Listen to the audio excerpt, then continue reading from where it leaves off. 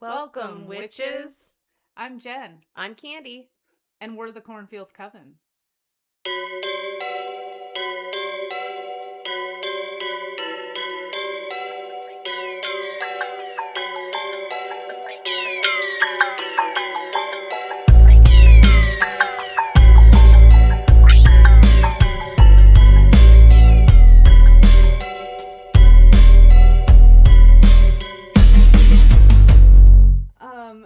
So happy everybody is here listening to us. We are a couple of spooky Midwest moms, and we like to sleuth and detect from our armchairs. And so we are so happy that you are here to listen to us. For our first episode today, we are not leading you gently to the swimming pool and dipping your toes in. We are shoving you head first into the deep end. Hope you can swim. Because we've got a really heavy true crime case today. We just passed the 50th anniversary of this horrific crime back in November. And so this is something that happened just over 50 years ago outside of Cedar Falls, Iowa. And the case we are covering today is the Mark murders. So, Candy, do you have anything you want to say before we get started here? I'm excited to learn more about this. It's not a spoke about case that often. And it was a sad and brutal case. So I'm excited to learn more. All right. So to research this, I used, of course, Scott Cawelti's book, Brother's Blood. Highly recommend that if you're more interested in getting more information on this case.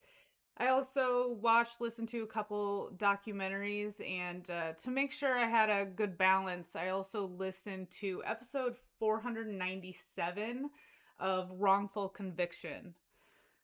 So if you want more information on this case, you could go check those out, but hang out with us first, would you?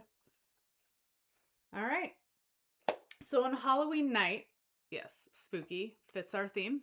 Yep. 1975, Les and Georgine Mark, who were both 25, and their two children, Julie, who was 5, and Jeff, who was 18 months, were exhausted. They had just moved into the generational Mark family farmhouse a few weeks before. Les was the youngest of 4 Mark brothers, and he was taking over the family farming and real estate business from his aging parents. His father, Wayne, was ill with cancer, and the large farmhouse had just become too much for Wayne and his wife, Dorothy, to maintain. They moved to a smaller house a few miles away, and Les and Georgine moved into the big family farmhouse.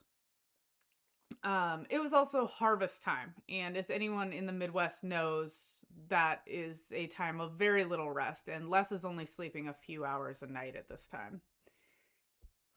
So they were too tired to take the kids trick-or-treating in town. The kids were pretty little anyway.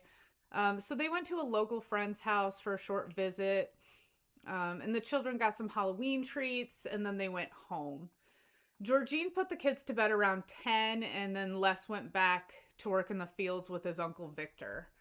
Now he and Victor finished about 1 a.m., and Les was planning on being back up around 5 the next morning to continue this never-ending work. At about 7 a.m., a neighbor who often helped with farming, they helped each other out. They were good neighbors and friends. So his neighbor, Clark, noticed that the Mark farm looked more quiet than was usual for any time, but especially harvest time. And unable to get an answer from the Mark phone, Clark decided to go over to the farm. And he immediately noticed that it was too quiet. The corn dryer was not running, which it should have been. At this time of the year, the corn dryer is running all the time. So he tried to turn it on, thinking maybe it had gotten turned off by mistake, but nothing happened. So there was no power getting to the corn dryer. And so as he walked towards the house, he noticed that too was unusually quiet. The kids should be running around. Georgine should be cooking breakfast, but nothing's going on. And as he walked up there, he noticed a broken window in the door, and it looked as though a potted plant had been thrown through the window, and the mess was covering the kitchen floor. So initially, he thought maybe this was a Halloween prank, but even though there was a key hanging on a nail next to the door, as was often the case in the Midwest in the 1970s and peaceful little farming communities, Clark didn't feel comfortable walking into the house. So he's starting to get a bad feeling and decides he's going to go rouse the elder Marks.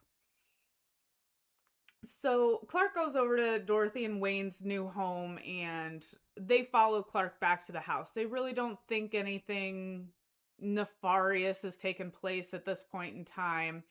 They're just, all right, we'll go over there. So they made their way over to the house, and Wayne, who tired really easily, he stayed in the car. And Dorothy and Clark went into the house. They first made their way to Les and Georgine's bedroom, and they noticed that there was a pool of blood seeping from under the door, which I cannot imagine walking into a family member's house and seeing that, the horror. They tried to open the door, but it seemed to be jammed. Dorothy pushed it open enough to look in and saw her son and daughter-in-law lying in pools of blood. Now, she could tell that Georgine had been shot, and there was blood everywhere, but she really couldn't make out any other wounds. So, horrified, they ran up the stairs to check on the children. Unfortunately, both were in their own beds, dead from gunshot wounds in both the head and the chest. Clark called his wife right away and told her, Dorothy's going to need you. Please get over here. And they called the sheriff as well. And then Dorothy went to the basement to flip the main breaker and restore power to the house, as Clark went outside and broke the news to Wayne. So there was no power in the house, which explained why the corn dryer had been turned off. That is one brave mom / grandma to go into a basement. Strong lady, yeah. When there is you don't know what happened. Yes. And if there's a killer loose, like, let's go into the spooky dark basement. But I mean, she did what she needed to do. Flip that breaker. We've got to get answers. Like, yeah, that's brave. Yeah, I agree. So cars started arriving shortly thereafter. They realized very quickly that there was no weapon in Les and Georgine's bedroom, so murder-suicide was ruled out within minutes. And then they began to worry that the killer might still be lurking around. So police started combing the house and the land, to ensure the safety of everyone who was still there. And there are dozens of people here now at this crime scene. So police thought that the potted plant that was thrown through the window may have woken Les and Georgine. But as they had not left their bedroom, they concluded that most likely the killer used the key that was next to the door to gain entry into the house, and then actually threw the pot through the window before leaving the property, sort of to throw things off. The electronic clocks in the house had stopped shortly after 3 a.m., indicating that was probably when the main breaker was flipped. And I know we're probably all thinking, well, when my power goes out, my digital clock starts flashing 12 a.m. But this is 1975. The clocks they had were those like ones that had the old Rolodex in them. Good almost old vintage brown boxes. Yes, the brown boxes with the flipping numbers. So when the power went out, those clocks actually recorded the time that the power went out. So since the main breaker was flipped, the police thought this indicated this might have been someone who was familiar with the house. However, I do want to play devil's advocate a little bit with this piece of it, because I don't know about everybody else, but every Midwest home that I have been in, the breaker box is in the basement. So I think that's pretty standard. Other things they noticed about the house is that the face of Les's prized grandfather clock was broken. And there were some drawers open, but nothing else was taken or broken. It really seemed like the killer had maybe tried to make this look like a robbery gone wrong, but without much conviction. Um, so when they started investigating the victims, it appeared that Les and Georgine had been kneeling when they were killed. Georgine had been shot 3 times. Les had been shot 5 times. Wow. Yes. Upstairs, and this is a key piece that we'll go over a few times throughout the case, the investigators noticed a pillow from Julie's bed in the hallway. Now, Julie is the 5-year-old daughter, and this was like a decorative little pillow that matched her bedding, and they found it in the hallway. So they theorized that the little girl may have heard the gunshots and wandered out from her bedroom. However, she was found in her bed. So how did the killer get her back there before shooting her? It had to be somebody she knew or trusted, or not a stranger. Yeah, Oh, agreed. Yep. the fact that she heard the gunshots, that's That's the theory. So Julie and Jeff, I'm sorry, had been shot in the head and the chest. The shot to Jeff's chest actually traveled through the mattress and lodged in a children's book under his crib, which is just ghastly. Awful. So outside, as the police are combing the land, an officer was looking at a post with the phone lines. The power was cut, maybe the phone lines were as well. And his foot found a hole and he twisted his ankle when he was looking at this post. And that actually turned out to be pretty serendipitous. They learned a few things here. First, the phone line on that post had indeed been cut. And the phone lines on that post used to be the phone lines for the Mark house. However, recently they had been rerouted, and these were now the phone lines to the neighbor's house. And the phone lines to the Mark house were elsewhere. So again, this sort of indicates that the killer was familiar with the property, but maybe didn't have the most up-to-date information about it. After the officer fell, his hand landed on the ground and he found 2 intact bullets on the ground. They were a very rare form of ammunition, 38 long Colt. So now they're thinking, when the killer was cutting the phone line, had he fallen in the same hole and lost the bullets out of his pocket? And so they noted that maybe they'll be looking for somebody with a twisted ankle walking with a limp. All right. So the funerals are held 4 days after the murders on Tuesday, November 4th. Investigators had a heavy presence there. They were looking for any suspicious behavior. This is a horrible crime, and they're very motivated to solve it. Richard is Les's oldest brother, and he was a minister from Canada, living in Canada. And he gave a beautiful, emotional eulogy. Jerry was the next oldest, and he was the self-proclaimed hippie lawyer. And he was there from California. Tom was closest in age to Wes and lived nearby, but he suffered from alcoholism and mental illness. He really seemed to be in his own world. Investigators noticed that Jerry seemed to be walking with a slight limp. So now it's time to talk to the family. Richard's alibi was quickly confirmed. He'd been in Canada at the time of the murders. Les had taken POA, power of attorney, over Tom for his ailing parents. Because like we discussed, Tom had some major struggles and really needed help managing his affairs. And there did seem to be some animosity between Les and Tom. Les really tried to take care of him, but there's often frustrations, especially when Tom would run his pickup out of gas and just leave it frequently. He couldn't remember where it was, and the family would have to pay fees and pick it up when it was eventually, ticketed or towed. Lose your vehicle? Yeah. He would forget to put gas in it, and then when it ran out, he would just leave it and walk somewhere, and then he had no idea where he had left it. And this is something that happened several times. So, having your little brother be in charge of you when things are going on like that could create some tensions, Yeah. of course. Tom also had a weak alibi. Like we said, he suffered from alcoholism. He stated the night of the murders he had been at a bar and then at a strip club. Those are firm alibis. Yes.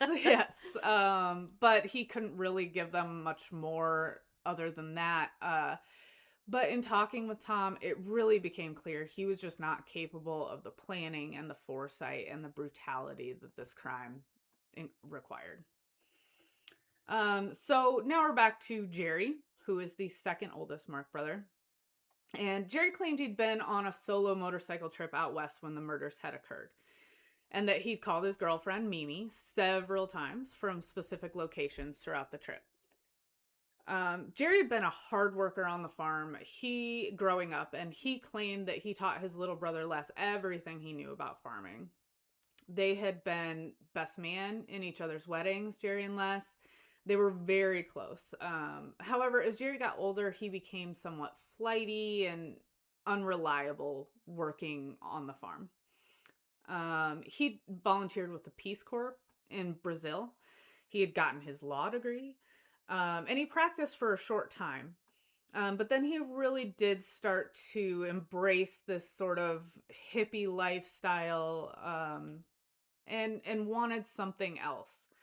So in 1974, his wife, Rebecca, and their 2 daughters moved to California.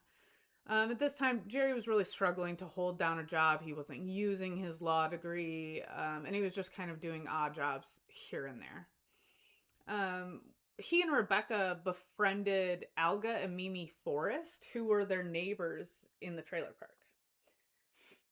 However, within several months, both those marriages were in peril, and Jerry and Mimi were living together. Neighbor swapping. Yes, wife swap, neighbor edition. So the split between Rebecca and Jerry seemed pretty amicable. However, the one between Alga and Mimi was more contentious. Alga was angry. This has been his buddy. Yeah. Would you be angry? Yeah. He would not allow Mimi back into their trailer to get her belongings. And in retaliation, Jerry and Mimi went to Alga's property and took a camper that was located on that property. So they took it, and then they, brought it somewhere and went through it looking for things they could sell to make up for the things that Alga wasn't giving to Mimi. Anything that was real personal items or anything, they did return to Alga. However, in the camper, they found a 38 Smith & Wesson Long Colt, which is an old, kind of rare revolver. They did not return this to Alga, even though it was Alga's. Is Jerry claimed that Alga had threatened Mimi with it, so they didn't want to give it back to him. Don't give him any tool to hurt her with. Yes, it sounds very noble. It had old ammunition in it, and so Jerry threw out the old ammunition, and he locked the gun in Jerry and Mimi's storage shed so that it wouldn't be around his daughters, which is good. It's responsible gun ownership. Keep it away from your kids, don't leave it loaded. These are good things, if only they led somewhere not so terrible. So In May of 1975, about 6 months before the murders, Wayne learned that his cancer had returned. Remember, Wayne is the patriarch. And he was going to be starting treatment again, and he really wanted to see his grandchildren before he became too sick to play and visit with them. That's So, sweet. yes. That's understandable. So, yeah. That's a great thing. So, Wayne bought plane tickets for Jerry and his two daughters to come visit. Now, Wayne and Dorothy, again, did not approve of Jerry living with Mimi before his divorce was finalized. So she didn't get a ticket. She didn't get a ticket. But Jerry and Mimi scraped together enough to buy a ticket for Mimi and bring her along. So they didn't object to that. They allowed her to come and stay in the house. But the visit was not exactly a happy one. In addition to not approving of Jerry living with another woman before his divorce is finalized, they also did not approve of just his hippie lifestyle in general. It was very foreign to them. They were very hardworking farmers, and they didn't understand why he didn't want to be involved with a farm, or if he didn't want to be involved with a farm, why he wasn't at least using his law degree and working hard and making a good living. So Jerry kind of felt like an outsider during this visit. And it was only about to get worse, because after Mimi flew back to Berkeley, Wayne and Les broke the news to Jerry that Les was going to be taking over the homestead and the family business. With Jerry going off on his journey, Les had stayed home. He'd been working the land and learning the business for years. He'd been building a family. He was no longer the boy that Jerry had taken under his wing. He was a man and ready to take over this role. Wayne and Les were both concerned about Jerry's flightiness and his work ethic when it came to the farm. And this was not some real small affair. This was $1 million business. Jerry was furious. He claimed that Wayne and Les were cheating him out of his inheritance. And when he returned to California, the once close brothers were barely speaking. It was actually reported by third parties that Jerry had told his father that he would only return to Iowa after he died to, quote, piss on your grave, end quote. Jeez. Yes. Again, it's reportedly, but it was a factor that it comes up very frequently in this case. It was featured in the trial. But the dad and the brother were just trying to keep the farm in the family name and to have it continue on. The legacy. Yeah, the legacy of it. And here Jerry is California and not in Iowa, and it just so months passed, plans moved forward to transfer the homestead and business to Les. At one point, Wayne sent Jerry money to purchase a new car. But instead of purchasing a car, on October 3rd of 1975, Jerry used that money to buy a Honda 450 motorcycle. It had a California plate, but he also had a smaller motorcycle that he kept in his storage shed that had an Iowa license plate. Not saying that for any reason. It's never going to come up again. And why did he never have a California plate when he moved? Well, a lot of times, unless you're renewing the registration, I don't think you have to replace the plate. Oh, interesting. Okay. So I'm not sure. About different that. Time too. Yeah, different time. Yes. Again, half a century ago, which is painful for all of us Gen X, Zennial, Millennial people. Because when you say 50 years ago, I think we're talking about 1950, but we're not. No. Okay, so back to it. On October 20th, Jerry drove to Paso Robles, California. And he was in this area because his ex-wife was living in this area. And he was doing something with his daughters, having a quick visit, or he picked them up from school and took them to her house. But he's having some sort of interaction with his daughters when he's in this area. And he decides to use this time to go to Ken's sporting goods store. As required by California law, he provided his driver's license, social security number, and a signature to purchase 38 long Colt ammunition. Oh, fancy bullets. Yes, isn't that funny? Now, while the clerk later stated he didn't remember much about Jerry's face, he did remember that it matched the driver's license. He said, I remember looking at him and looking at the picture and making sure I wasn't getting a false identification. And then this purchase stuck out to the clerk for a couple of reasons. First, it was an Iowa driver's license, and the clerk was also from Iowa, which is kind of an anomaly in California. Definitely something that's going to stick with you. And he talked to Jerry for a minute or two about being from Iowa. So that stuck out to him. Secondly, this ammunition, we keep saying this, it's very rare. It was the only time this clerk had ever sold a box of 38 He'll totally long Colt. remember that. Yes. After making the purchase, for seemingly no reason at all except for fashion, Jerry cut his hair and shaved his beard. Got rid of his hippie-free Yeah. spirit lifestyle hairdo. Yeah. Seems to want to be getting rid of that. Jerry now did later admit to buying this ammunition, but he said he did it to encourage some unknown people to discuss politics with him. He wanted to discuss politics with these guys. They apparently said, buy me this super rare ammunition for which you have a matching rare gun. I'm going to do that to And somebody then on the just street. give it to us. Yes, these people have never come about. We don't know their names. They are not witnesses. Nothing ever came about these people who only discuss politics in exchange for rare ammunition. Yes.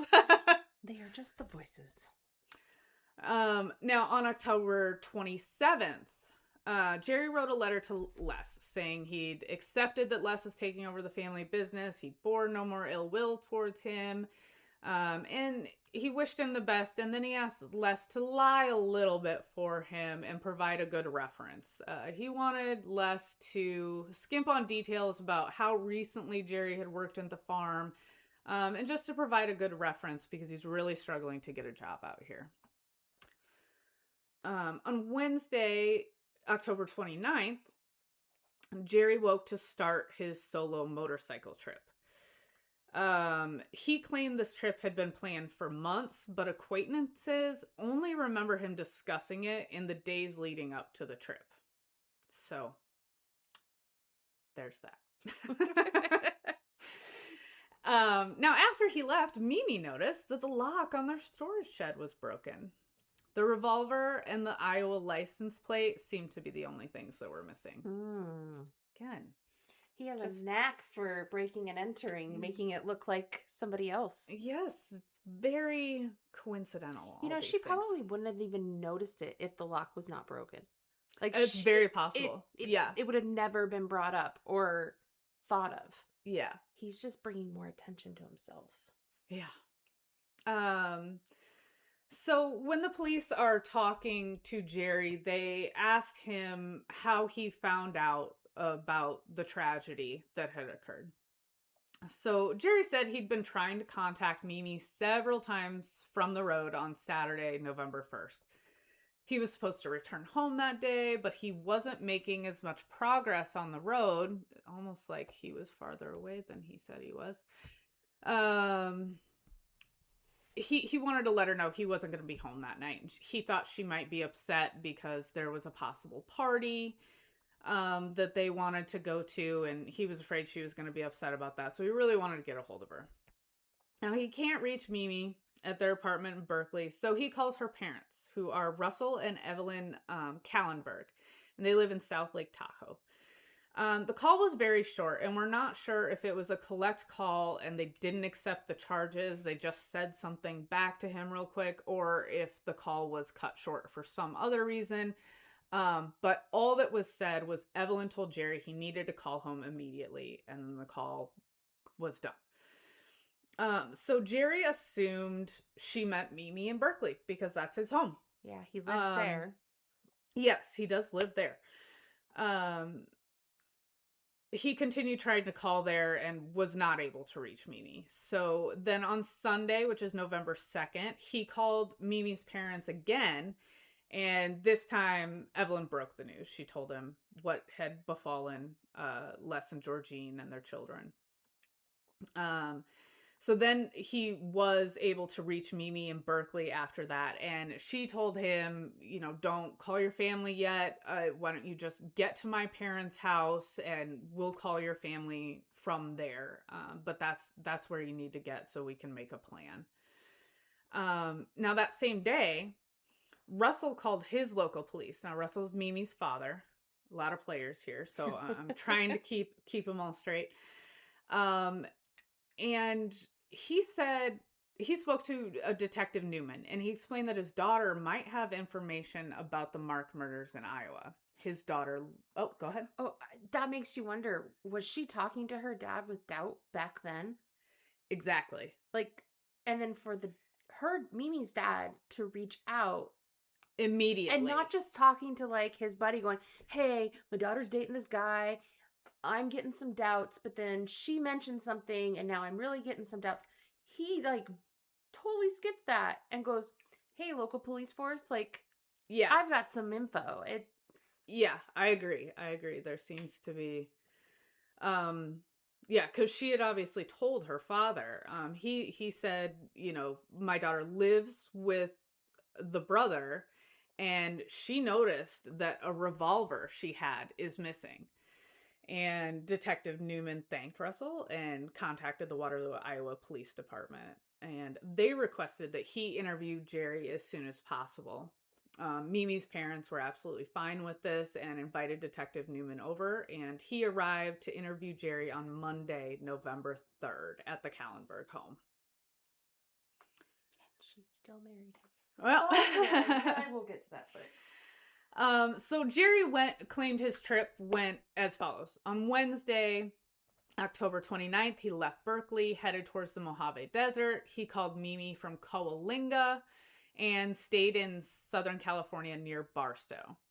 On Thursday, October 30th, he was very specific and dreamy about explaining how he woke up feeling just euphoric to a little bird chirping by his sleeping bag. He, having only slept 3 hours, he headed towards Vegas. He drove through Salt Lake City, Provo, Cheyenne to Chapel, Nebraska. And he arrived there late Friday night. He was dreamily recalling the trip and at one point stated, quote, I killed the whole day Friday, end quote. Detective Newman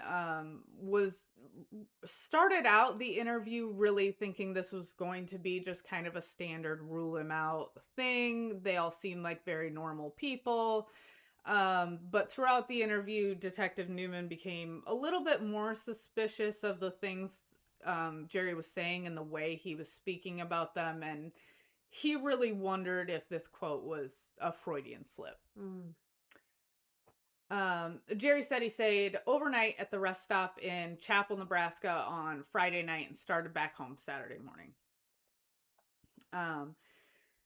So now we are to Friday, November 7th. This is after the funerals. This is 1 week after the murders. Tom and Richard have sort of mostly been ruled out, if not completely excluded at this point.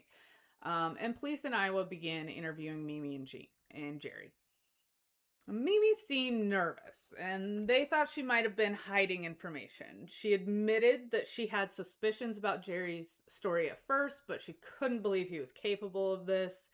And she was pretty upset that her father had told the police about the missing gun. So I think there was, I think, Jerry had had kind of conned her a little bit into believing that this was not possible at all. Mimi agreed to take a polygraph. She was positive that Jerry would agree to take one too. And Jerry, to the police in Iowa, reiterated the locations of his trip to investigators. He said he had called Mimi from Coalinga on Wednesday night and Provo on Thursday night. He started coming back from Chapel, Nebraska on Saturday morning, and then he hitched a ride with a man named Larry Rauch from Cheyenne to Salt Lake City. He was a truck driver who was hauling a horse trailer, and he had room for Jerry's bike. Because Jerry had stated before, he wasn't making a lot of progress and wanted to get home sooner on his motorcycle trip. He decided not to ride his motorcycle for the rest of his motorcycle trip. After finding out the news from Evelyn, Jerry rode to Carson City to meet Mimi and her father and follow them back to their home in South Lake Tahoe because he didn't know how to get there. And no Google. I was gonna say before I was Google. confused, but I'm like before GPS, before Google Maps, like yes. So after they met with Detective Newman in South Lake Tahoe, they drove back to Berkeley and then they flew to Iowa for the funerals. And when Jerry was asked to give a polygraph, he refused politely, but also refused to give a reason for his refusal. While Jerry was giving this interview, Mimi was spectacularly failing her own polygraph. Police made the controversial decision to arrest Mimi and hold her, hoping that she would reveal what she knew. Jerry and his parents were infuriated about this. It was clear to them that they were holding Mimi to get to Jerry. But they also that was very true. But they also had reason to suspect that she may have known what was going on. And she's an accomplice playing dumb and now trying to pin it all on him. But still, what a sleaze Jerry is for letting her take that fall. So phone calls. Jerry claimed he made these phone calls that, were established his alibi and that he was too far away from Iowa to have committed these crimes at all times. Investigators obtained the phone records to their apartment in Berkeley to look up the times that calls were received and where they were received. And phone calls were received from states much farther east than California and from payphones. So the times lined up from when Jerry said he had called Mimi. However, the locations did not, by hundreds of miles. The one Jerry said he had made from Coalinga on Wednesday night was actually made from Lovelock, Nebraska. Not Nebraska, sorry, Nevada. They're both ends, it's fine. The one that he said he made from Provo on Thursday night was actually made from Cheyenne, Wyoming. So he is much, much farther east than he claimed in either of these phone calls. Now, in investigating Jerry's Honda 450, they discovered evidence of tampering. Now, a license plate is attached to the back of a motorcycle using 2 screws. And one screw is typically dirty and oily because of its proximity to the chain. There's debris coming off of that. And so one of them is going to be kind of slimy. On Jerry's motorcycle, the screw that was really dirty and oily was actually on the opposite side of the motorcycle, which seemed to indicate that those screws had been switched sometime recently enough that the screw on the side with the chain did not get super dirty like the other one. He didn't put them back in the correct spots. So, wow, these detectives look for little things like that. I would make a crappy detective. Very, very impressive. Yes. So it looked like to investigators that it would have made sense for this to happen, if someone had switched the screws when they changed it from California plate to the Iowa plate while they were in Iowa, which would attract less attention, and then switched it back to the California plate after they had left. There was also slight wear and damage near the odometer, which they thought indicated it had been disconnected for a time to hide the true distance of his trip. Keep up with his story. Yes. So Jerry was arrested on Monday, November 10th, for the murders of Les, Georgine, Julie, and Jeff, and Mimi was released at this time. Before the trial, Jerry asked Mimi to marry him, though the prosecutor tried to stop the marriage, thinking it was a ploy to make sure that Mimi couldn't testify against him. It was allowed to proceed, and they were married at the Mark home a few weeks before Jerry's trial began on May 24th. 1976. So he gets married where he committed murder. Yep. He's a special guy. He's very special. On June 22nd, 1976, a little less than a month after the trial started, the jury deliberated for 5 hours before finding Jerry Mark guilty of all 4 murders. He was sentenced to life in prison.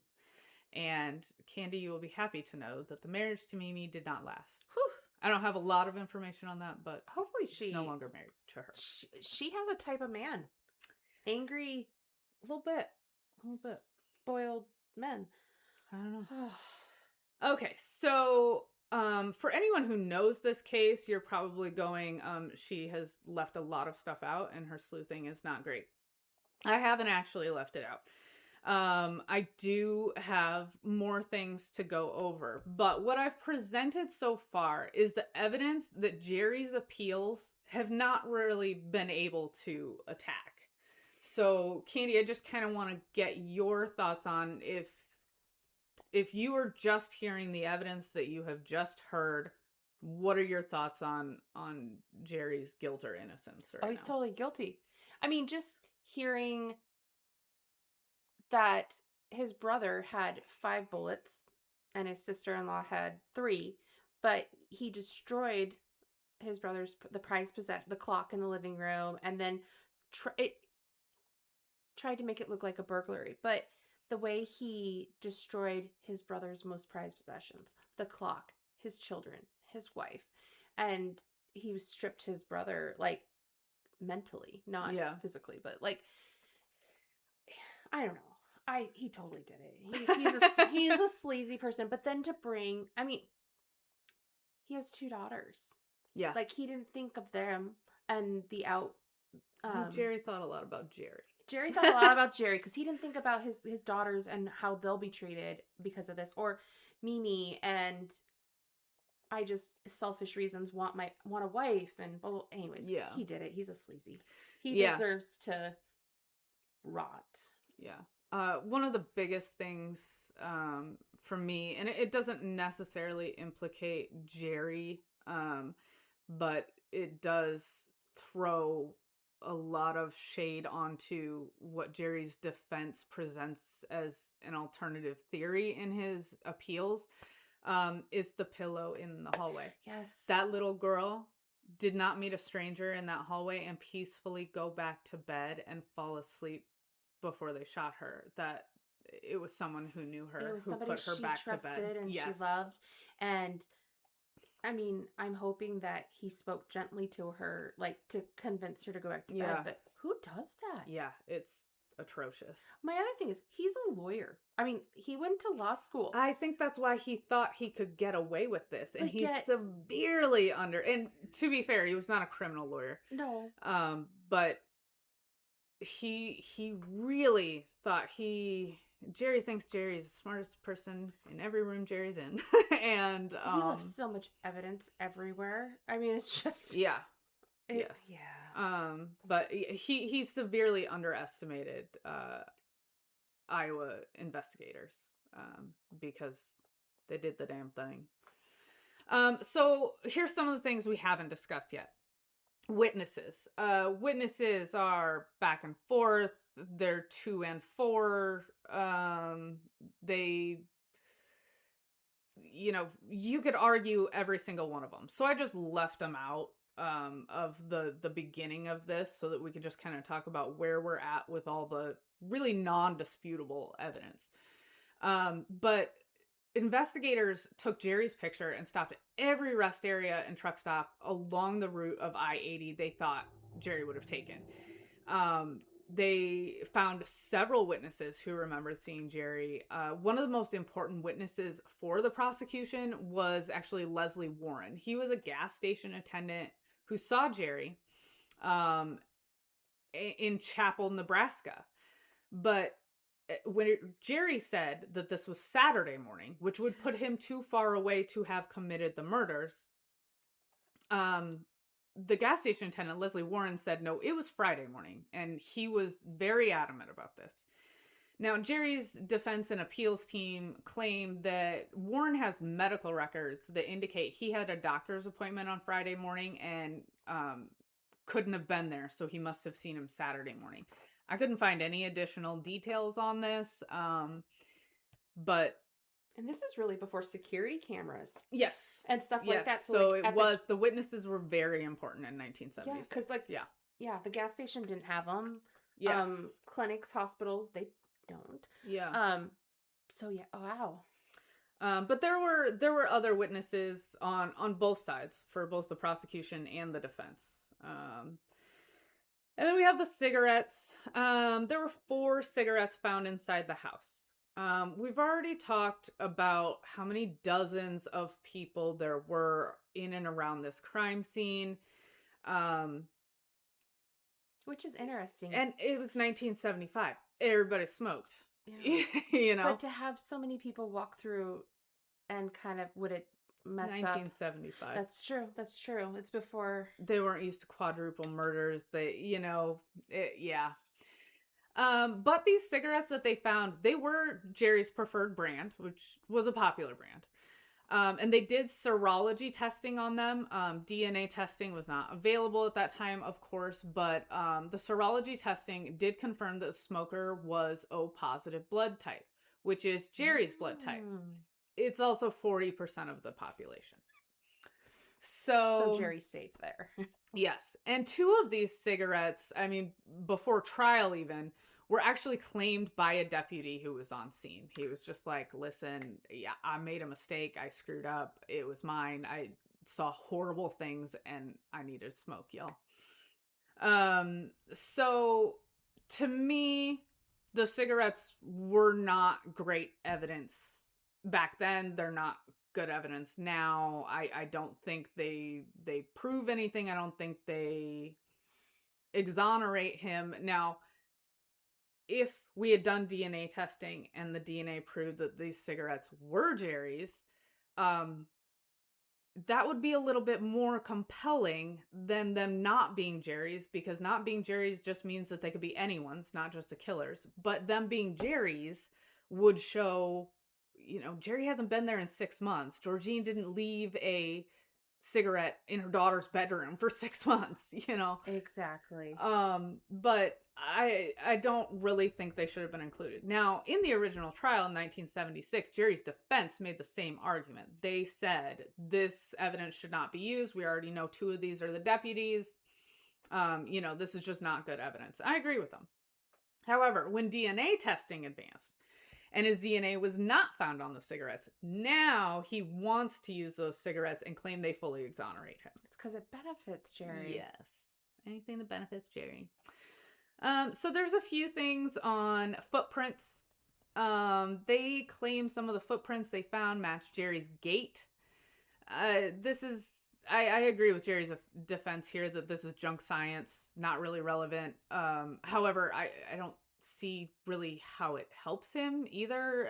You did not get convicted because someone saw a footprint. Well, and like you said, there were so many people coming and going. Dozens and dozens of people. How do you even... That's a talent, like reading someone's handwriting. It's a talent, but yes, that's a hard one there. And comparative lead bullet analysis. Blah. Remember, we're back in 1975. The FBI compared lead from the bullets used in the murders 2 lead in 38 long Colt bullets that were purchased by the FBI. And they found it to be a match. However, it is important to point out that the FBI stopped using this method in 2005 as it was found to be unreliable. I still don't think that's the reason he got convicted. You remove that from the evidence, and I still think we're on solid ground. There are numerous fingerprints found around the house that do not match Jerry. However, the marks were very social. They had just moved. They had people in and out of that house all the time. These farmers all worked together as a large community. They were in and out of each other's houses constantly. So there's a lot of people there. A little over a year after the murders, Wayne Mark passed away. Jerry was allowed a supervised furlough to attend the funeral. Tom Mark passed away in 2005. Jerry has filed numerous appeals, including one in 2024, which appears to still be unresolved. I couldn't really find any response to it, so that's just kind of still pending and hanging out there. In 2006, he got close. A judge did overturn his conviction and order a new trial, but then in 2007, a higher court upheld the conviction, so he did not get a new trial. Now, Jerry said this heartbreak literally killed his mother. That this happened in 2007. That poor lady, preceded in death by 2 of her grandchildren, her son, her daughter-in-law, and another son. And her husband. Yeah. I mean, but just, and then she found her son and daughter-in-law and grandkids. Yes. So the years from then, from that moment to her death, she probably relived that in her heart over and over. I couldn't imagine. I couldn't imagine. And it you know, this really was heartbreaking. She really was a strong woman. But you know, he made a direct correlation of this happening in 2007 and her death 2 years later at the age of 91. So I personally don't think that killed her. But just a couple of the latest theories that Jerry's team has thrown out there in his appeals are the Renato Balestra connection. So Jerry met a man named Renato in Brazil during his time in the Peace Corps, and Renato came back to Iowa with Jerry, and he actually lived with Wayne and Dorothy for a time while he was attending the University of Northern Iowa. Later, he made different decisions, and he was involved with cartel heroin trade. He was arrested with 2 other cartel associates. And this was over in like New York or New Jersey, way out on the East Coast. But at this time, he agreed to snitch and testify against these other 2 cartel members who later escaped. Mm. Yes. Then Wayne had actually paid Renato's bail. And so Jerry's claim is that these cartel members who escaped had seen Jerry's bail agreement, had access to it, and that had Wayne and Dorothy's address at the time, which would have been the Mark homestead. So he's blaming the cartel. Yeah, he thinks it was a cartel hit. It was completely mistaken identity. They went in there to kill Wayne and Dorothy. I have so many problems with this that it makes my head spin. His appeals have also said that the killer's fingerprints must be in the house. But if you're claiming these cartel associates did it and they were arrested, then their fingerprints are in APHIS. And fingerprints in the house were not found in APHIS. So there's a disconnect there. You're discrediting yourself. You know, they're kind of mutually exclusive. Also, the cartel will take out families. I'm not saying they won't, that they're not brutal or anything, but if they did this, then they didn't get the targets they were assigned to get. Exactly. And they're not sloppy about that. Yeah. And how did a big scary cartel member get that little girl to go back to bed? Right. So, okay, Jerry.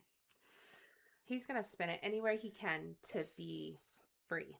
Yes. Also, the other theory is that Wayne and Les were partners in a brokerage firm called Vivim. Now, this firm was known for some somewhat shady dealings, such as buying small farms and then immediately turning them over for large profits. And eventually, there were charges filed against some of the partners in this firm much later. But I don't see how we get to family annihilation from that. You're mad at Les, you're mad at Wayne, okay, but that's a stretch for me, killing a 5-year-old little girl and an Right. 18-month-old little boy. So I don't buy it, bro. Jerry will turn 83 next month. He is still in prison. He is still protesting his innocence. So that, my friends, is the story of the Mark murders. What a sad story. I mean, Yeah. what a sad story. It is. For family to turn against family, and then for 4 people to lose their lives, but for 2 little ones who are pure innocents, it's just sad. And Les and Georgine were only 25. And that's amazing. I mean, all of their friends, community members, I mean, they were beloved. And it's sad that it was a brother, but it's also sad that he feels he is still deserving of freedom. Yeah. Oh, yep. I feel for his children. But yes. Oh. All right, guys. Well, we hit you with a heavy one and a long one for our first episode. We are so grateful that you tuned in, and if you've made it this far, because hey, good job. High five to you. Our next episode, we will cover more, and you'll have to tune in to see what it is, but this is Cornfield Coven, and we cover everything. We do. We do. All right. Thanks, everyone. Thank you.